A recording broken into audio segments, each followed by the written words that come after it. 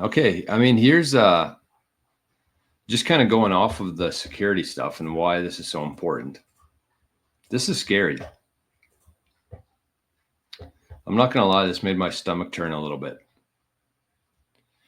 But this from Bitcoin News says a Canadian crypto forum moderator and his family are in hiding after surviving a kidnapping attempt, according to La Presse. La Presse. The assailants demanded his Bitcoin, resorting to threats of extreme violence. They had equipment to torture me, it says.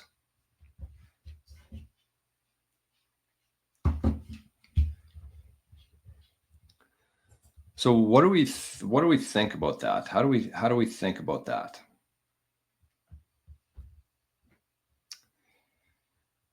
It's something that we need to be focused on pretty significantly. I think this is something that we do need to be worried about, especially for somebody like me, who's like has a YouTube channel. Like this is a really scary thing for me, and it should be for anybody who's ever told your friends, family, coworkers that you have Bitcoin.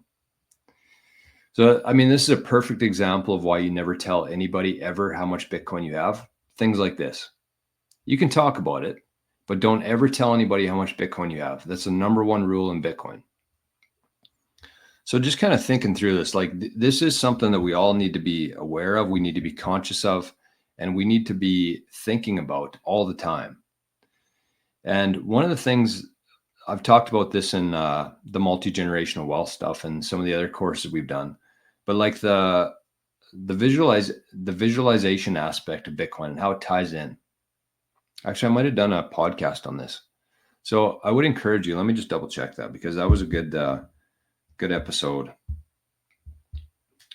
in terms of visualization and thinking all the different threats that could come in and how you would react to that.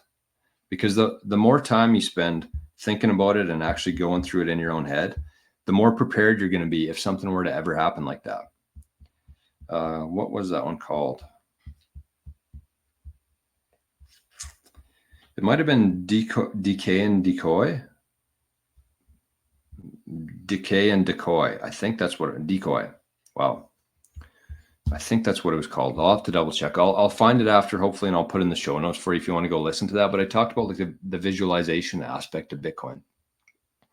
And I said, like, if you think about like race car drivers and alpine ski racers, like their visualization techniques is a matter of life and death. Those professionals, racers and skiers, they've gone through that track a million times in their head before they actually step onto the track.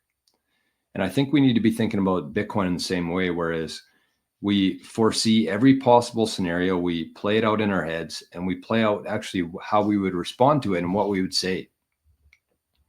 And if you thought about somebody actually coming to your house and kidnapping you for your Bitcoin, like what would you say? I don't know. I mean, I know what I would say, but I don't know what you would say. But you need to figure out how that would all play out. And again, the more times you think through that, the more times you play it through in your head, the more ready you're going to be if it were, God forbid, to ever happen to you. And so having things not only in place, and literally my goal here for my security is that if somebody came to my house and held me at gunpoint or tried to kidnap me or torture me, which is wild to think about, I would actually be so certain that I couldn't do anything with my Bitcoin that it would flow through me. You know what I mean? Like, I feel like if you're in that situation, you were panicky, and in this case, they had equipment to torture me. Again, this sounds fucking crazy to talk about. But like if you're in that situation, you actually have access to your Bitcoin in your house, your conviction is going to be a little bit less than somebody who's for sure there's nothing that you can do about it. We're going to have to drive somewhere, or we're going to have to, it's different. So you have to actually get to the point where if somebody came to your house, there's nothing that they could do. There's no way that they could get any of your Bitcoin, or you have a decoy there. But that's the things you have to be thinking about. And you have to have your security set up in place, and you have to be ready for something like that to happen. So this is serious stuff. It's scary as hell, but it is something that definitely could happen to any of us. So we need to be ready for it. We need to be ready for it. Hey, Duchess. Morning, Jor. Morning, Arnie. Arnie's been here.